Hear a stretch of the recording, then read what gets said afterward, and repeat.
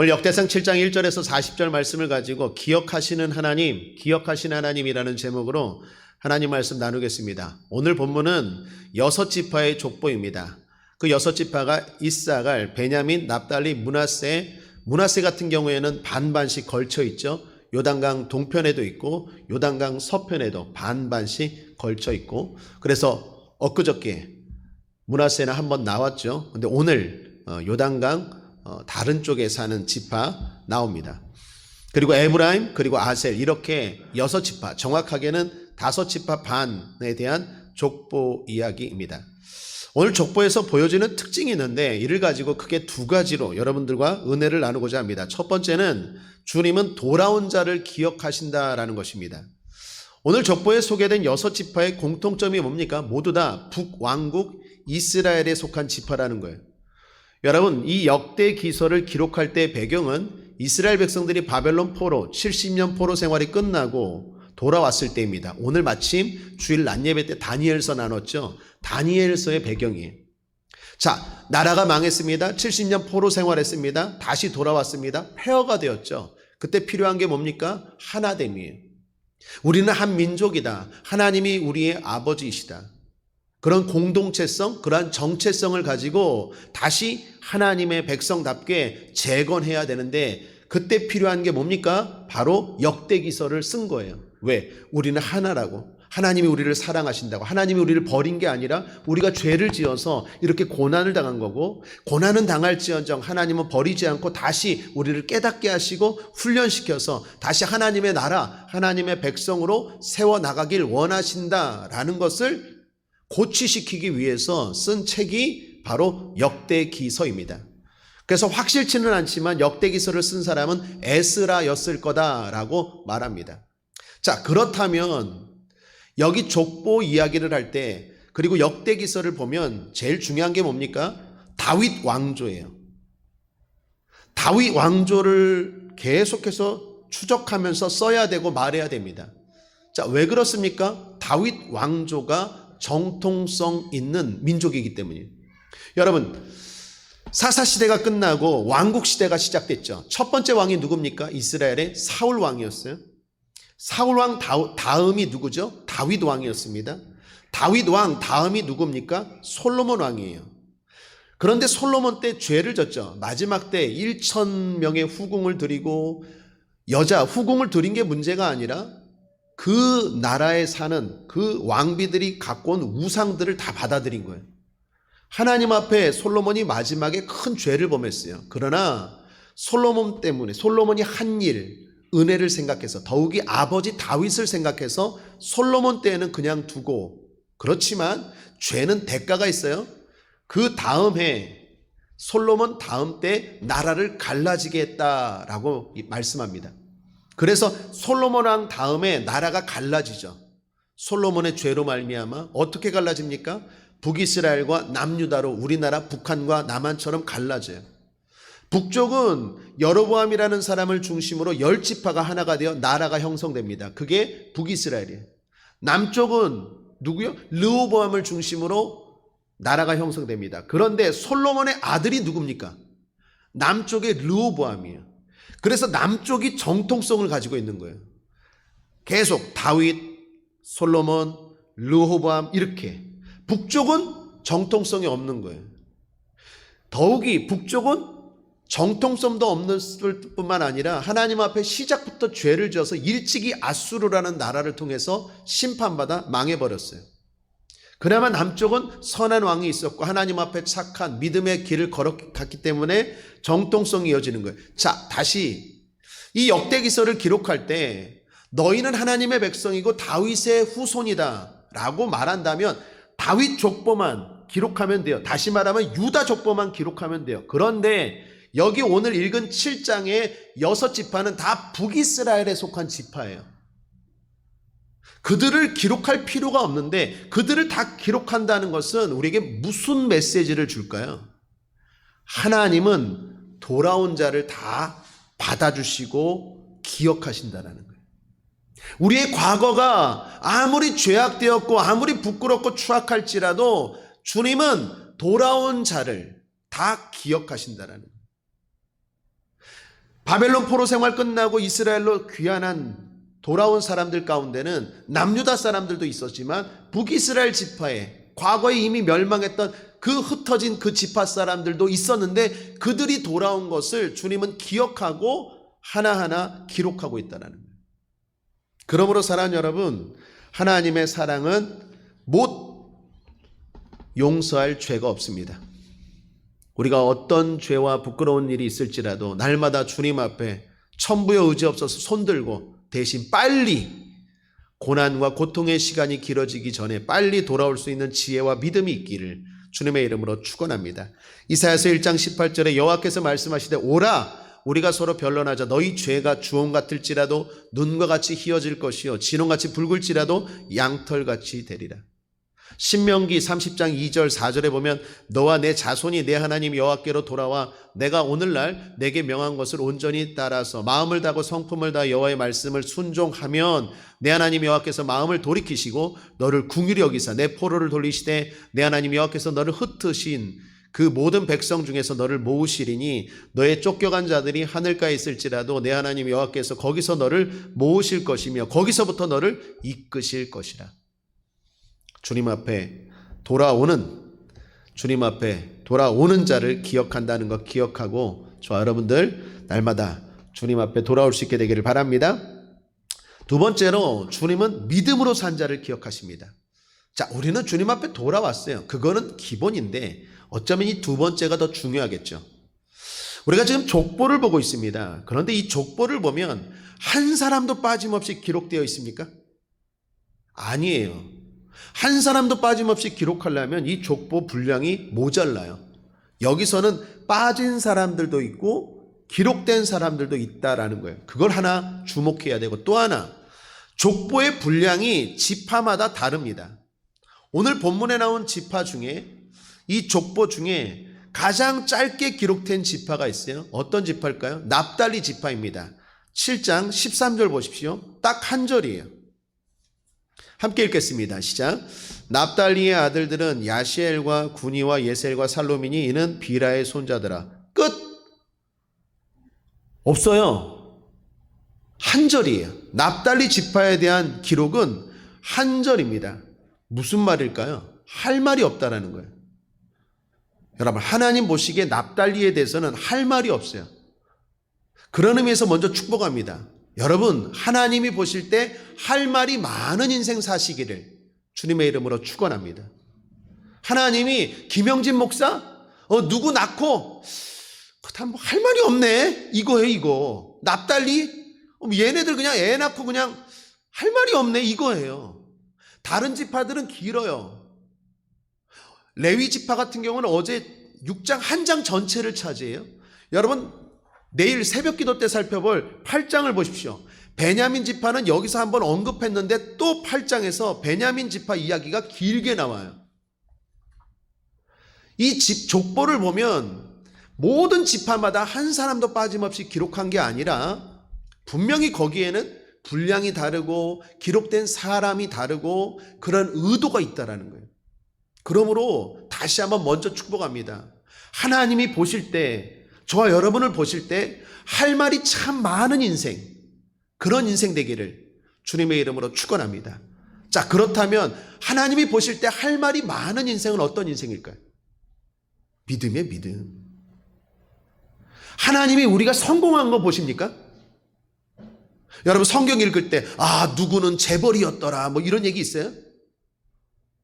우리가 성경을 잘 보셔야 돼요. 이걸 잘 봐야 우리가 어떻게 사는지가 나와요. 답이. 성경을 모르기 때문에 엉뚱한 삶을 살아요. 그리고 나중에 후회해요. 허무해요. 하나님이 보시는 건 믿음이에요. 그 사람이 얼마나 인기가 많았는지, 그 사람이 얼마나 부자였는지, 그 사람이 어떤 권력을 가졌는지 그거 없어요. 하나님이 보시는 건 뭐냐? 그 사람이 얼마나 믿음으로 살았느냐예요. 믿음을 보세요. 한번 따라하겠습니다. 하나님은 나에게서 믿음을 보십니다. 히브리서 11장 유명한 장 아닙니까? 믿음의 장. 노아는 믿음으로, 아브라함은 믿음으로, 이삭은 믿음으로. 다 공통점이 뭐예요? 믿음으로 행한 것들을 다 기록하고 있어요. 우리가 60년, 70년, 80년 사는 게 중요한 게 아니라 그 인생 가운데 얼마나 믿음으로 살았냐가 있어야 돼요. 얘 할 말이 없네. 왜? 믿음으로 산 게 없어요. 그냥 뭐 잘 먹고 여행 다니고 뭐 인기 있고 뭐 돈 벌고 집 사고, 그거 아무것도 중요하지 않아요. 하나님 볼 때. 하나님이 볼 때는요, 믿음이 중요해요. 믿음. 성경에 기록된 이야기들 보십시오. 그 사람들이 믿음으로 얼마나 잘 살았는지, 또 믿음이 없어서 얼마나 어려웠는지, 그런 이야기 기록하잖아요. 다윗이 왜 유명합니까? 믿음으로 산 게 많아요. 믿음으로 골리앗 이겼죠. 믿음으로 시편 썼죠. 믿음으로 억울한 일 당했는데도 참았죠. 믿음으로 왕이 되었죠. 믿음으로 전쟁에서 승리했죠. 할 말이 많아요. 왜? 믿음으로 다 했기 때문에. 그러므로 무슨 일을 하든지 믿음으로 하시기를, 믿음으로 사시기를 주님의 이름으로 축복합니다. 그럴 때 그 일이 복된 일이 될 뿐만 아니라 하나님이 기억하시는 일이 돼요. 자, 그렇다면 어떤 게 믿음으로 사는가? 믿음이 대단히 추상적인 말이잖아요. 그죠? 믿음하면 대단히 추상적이지 않습니까? 그런 의미에서 좀 구체적으로 지파별로 하나씩 사건 좀 간단하게 살펴보면서 우리의 믿음, 도전을 받고 또 교훈을 얻는 이 시간 되길 바랍니다. 자, 먼저 이사갈 지파입니다. 2절만 한번 보겠습니다. 2절 함께 한번 다시 읽어보죠. 시작. 돌라의 아들들은 우시와 르바야와 여리엘과 야메와 입삼과 수무엘이니 다 가압이 돌라의 집 족장이라. 대대로 용사더니 다윗 때에 이르러는 그 수요가 22,600명이었더라. 자, 여기 이사갈 지파 사람들 중에 돌라를 소개해요. 일단 돌라라는 사람이 믿음이 있었나 봐요. 용사였다라고 말합니다. 여러분, 용사라는 건 믿음과 관련이 있는 말이에요. 당시 가나안 땅은 빈 땅이 아니고 하나님이 믿음으로 싸워 승리할 때 주시는 땅이었습니다. 그러므로 용사였다라는 것은 단순히 군인이라기보다는 믿음의 사람이었다라는 거예요. 그런데 2절 돌라의 아들들에서 특이한 것은 대대로라는 말이에요. 대대로 용사더니라고 말해요. 이건 매우 특별한 표현입니다. 왜냐하면 다른 지파들 중에서도 용사가 있어요. 예를 들면 7절을 보십시오. 벨라의 아들들은 에스본과 우시와 우시엘과 여리목과 이리 5사람이니 다 그 집의 족장이요 큰 용사라라고 말하죠.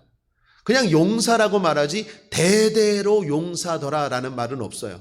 그런데 2절을 보시면 돌라의 아들들은 다 대대로 용사더니라고 말합니다. 여기 첫 번째, 우리에게 주시는, 우리에게 도전되는 믿음 첫 번째가 있습니다. 저와 여러분의 믿음이 전수되기를 주님의 이름으로 축복합니다. 한국교회 지금 문제가 뭡니까? 젊은이가 없어요. 아이들이 없어요. 청소년이 없어요. 교회들마다 성도들이 없는 교회도 많지만 교회들마다 코로나가 터지기 전부터 심각한 문제가 뭡니까? 아이들 부서가 없어요. 그런 교회가 한국 교회 안에 엄청나게 지금 많아요. 교회 가면 다 머리가 희끗희끗한 분들만 앉아 있어요. 희끗희끗한 분들이 귀하지 않다라는 얘기가 아니라 우리의 믿음의 선배들은 그렇게 어려운 가운데서도 하나님 앞에 기도하고 그 난관, 요즘 러시아 우크라이나 전쟁 얼마나 끔찍합니까? 그거 우리 70년 전에 겪은 거예요. 먼 나라 얘기가 아니에요. 무슨 호랑이 담배 피적 얘기가 아니라 70년 전에 우리도 그랬다니까요. 그거보다 훨씬 더 심했어요. 그 짧은 시기에 대한민국의 이 놀라운 발전과 성장이 어떻게 이루어졌습니까? 우리 부모님 세대에 얼마나 하나님 앞에 붙잡고 신실하게 믿음 생활했는지 몰라요. 저도 지금도 기억나요. 어머니 따라서 초등학교 1학년 때 제가 그때 믿음이 제일 좋았던 것 같아요. 한 산 4-5개는 걷는 것 같아요. 교회 가려고. 그래도 새벽 기도 가고 초등학교 1학년이. 그런데도 즐겁고 금식도 많이 하고 그때는 진짜 순수했어요. 근데 지금 어떻습니까?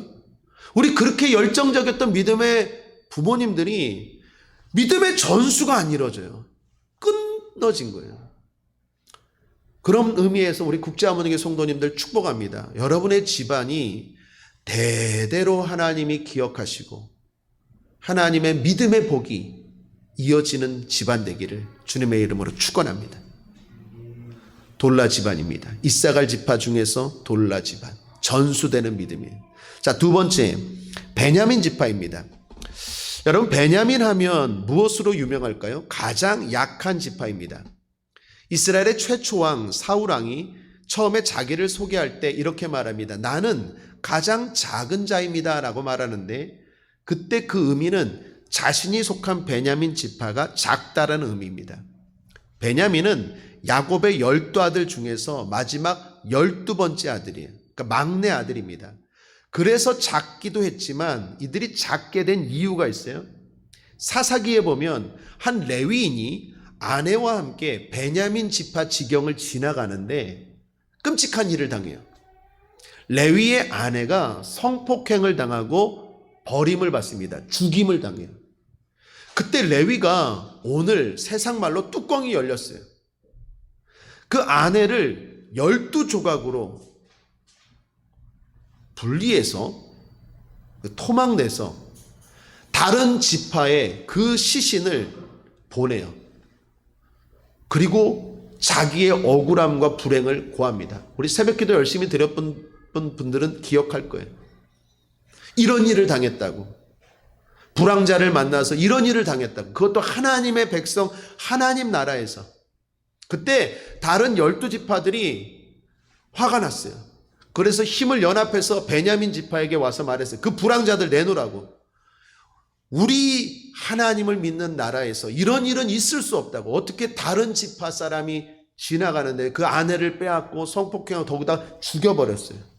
이런 일들은 일어나면 안 된다고 했는데 베냐민 지파가 불황자들을 빨리 잡아서 내어줬어야 되는데 그 일에 대해서 미온적이었어요.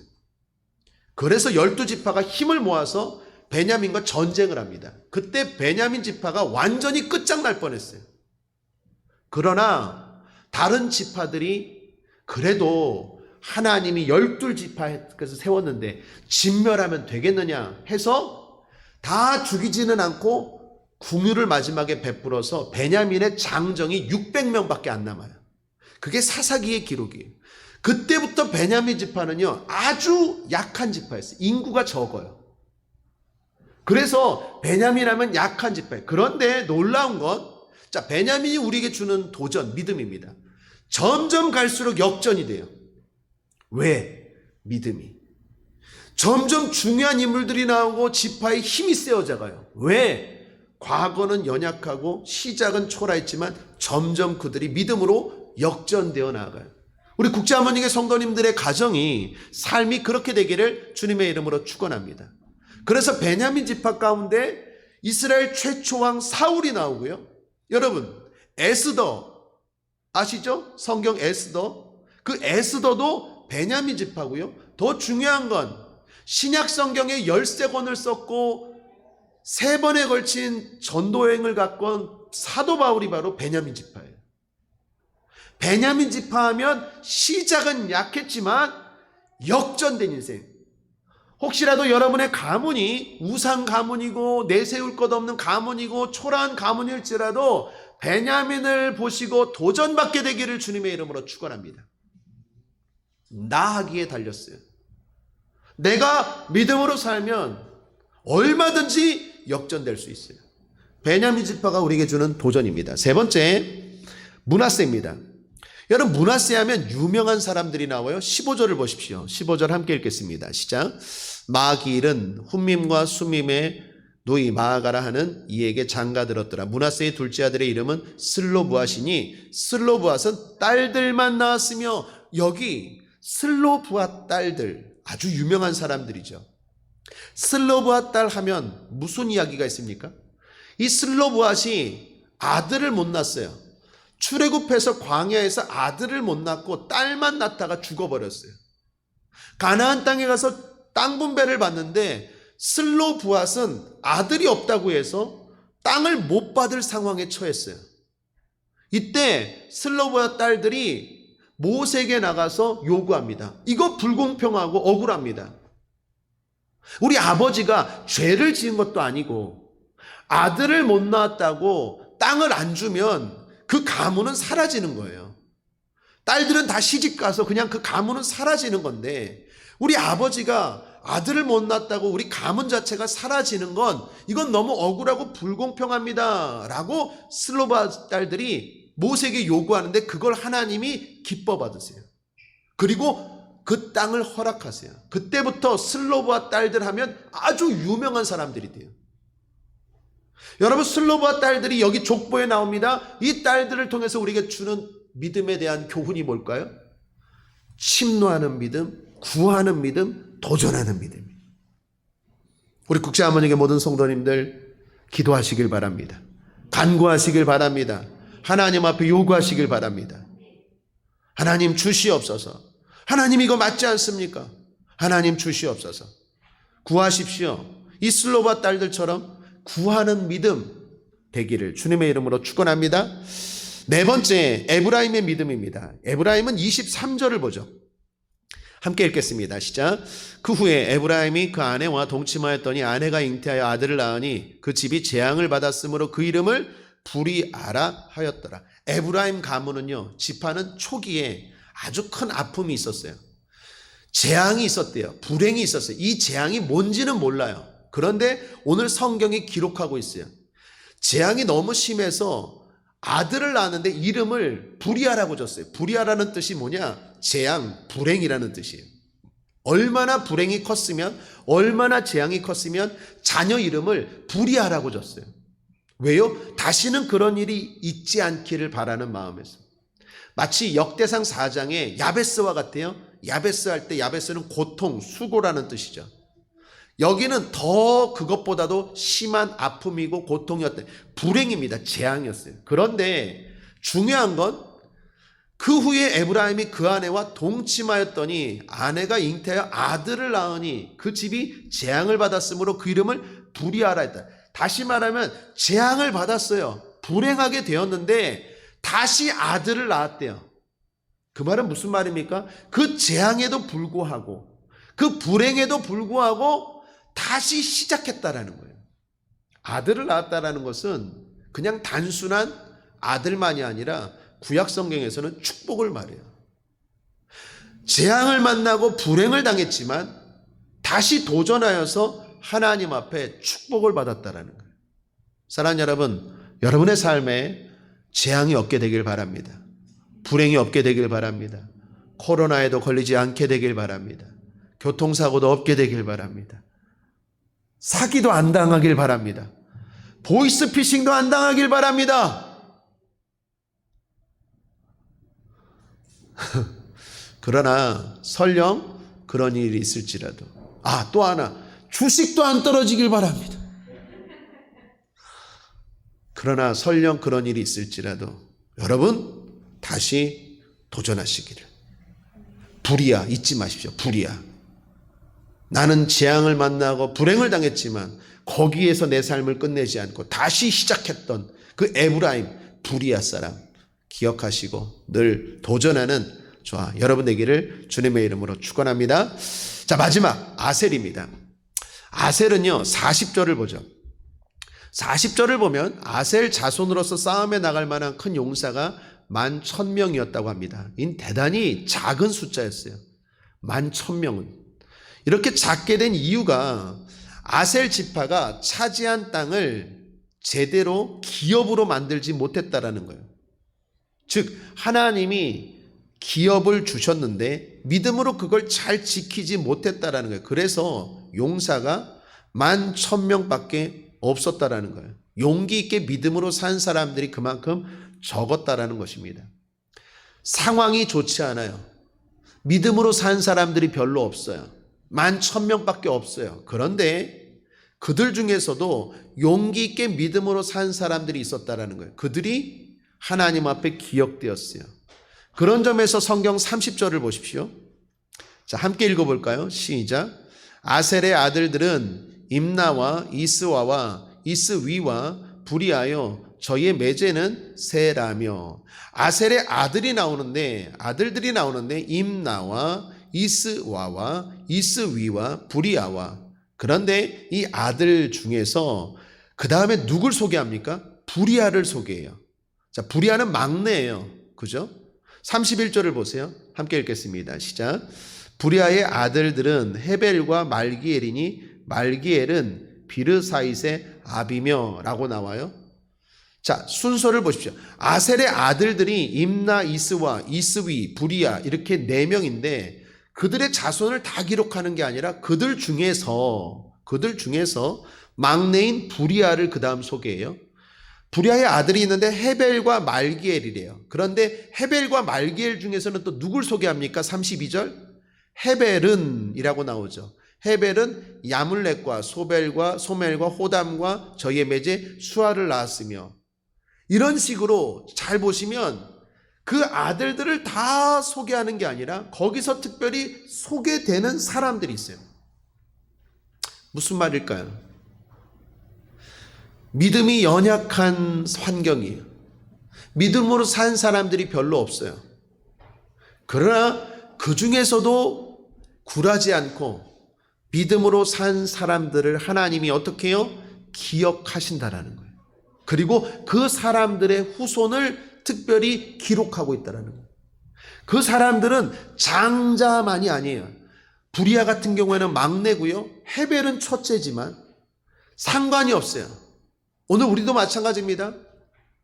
내가 첫째라고 하나님이 더 기억하고 내가 막내라고 하나님이 덜 기억하는 게 아니라 믿음으로 산 사람, 환경과 상황에 흔들리지 않고 주변에 흔들리지 않고 믿음을 지키고 나아간 그 사람을 하나님은 기억하시고 그 사람을 기록하고 있어요.